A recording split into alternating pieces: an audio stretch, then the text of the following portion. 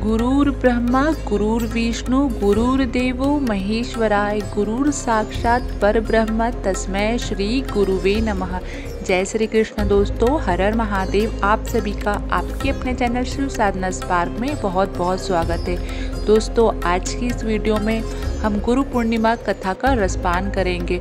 बोलिए सद्गुरु देव की जय। दोस्तों, सच्चा गुरु वह होता है जो अपने शिष्यों को उत्कृष्ट नैतिक मूल्यों पर आधारित जीवन जीने और सच्चे स्वरूप को जानकर उच्चतम विकास की ओर आगे बढ़ने के लिए प्रेरित करते। गुरु शब्द गु और रु से मिलकर बना है, जिसमें गु का अर्थ अंधकार अज्ञान से है और वही रु का अर्थ दूर करने या हटाने है। इस तरह से गुरु वह है जो जीवन से अज्ञानता के अंधकार को दूर करते हैं और ज्ञानी बनाते हैं। गुरु से ही जीवन में ज्ञान की सकारात्मकता आती है।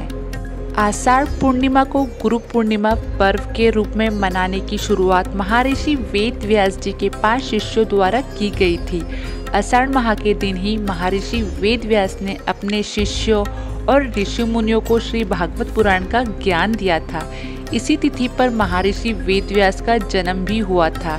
तब से महर्षि वेद व्यास के 5 शिष्यों ने इस दिन को गुरु पूर्णिमा के रूप में मनाने और इस दिन गुरु पूजन करने की परंपरा की शुरुआत की थी। इसके बाद से हर साल आषाढ़ माह की पूर्णिमा के दिन को गुरु पूर्णिमा या व्यास पूर्णिमा के रूप में मनाया जाता है। इस वर्ष रविवार 21 जुलाई को गुरु पूर्णिमा है। हिंदू धर्म में महर्षि वेद व्यास को ब्रह्मा, विष्णु और महेश का रूप माना गया है। महर्षि वेद व्यास को बाल्यकाल से ही आध्यात्मिक गहरी रुचि थी। ईश्वर के ध्यान में लीन होने के लिए वह वन में जाकर तपस्या करना चाहते थे, लेकिन उनके माता पिता ने उन्हें आज्ञा दी थी।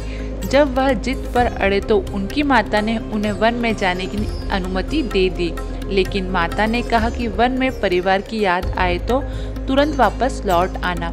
इसके बाद पिता की राजी हो गए। इस तरह माता पिता की अनुमति के बाद महर्षि वेद व्यास ईश्वर के ध्यान के लिए वन में चले गए और तपस्या शुरू कर दी।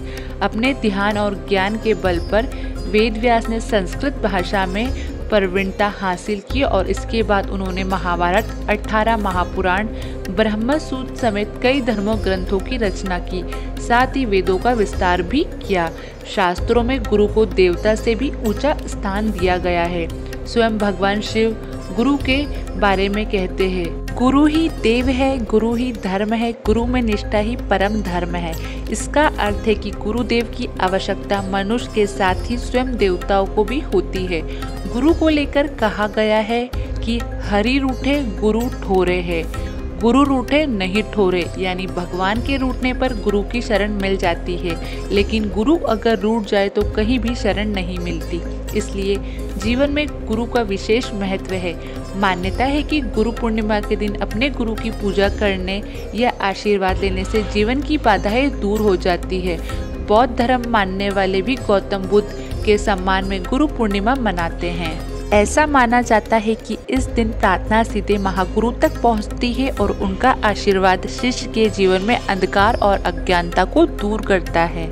गुरु पूर्णिमा पर चंद्रमा की पूजा का भी विशेष महत्व होता है। चंद्र उदय होने के बाद चंद्रमा की पूजा की जाती है और चंद्रमा को अर्घ देने से चंद्र दोष से मुक्ति मिलती है।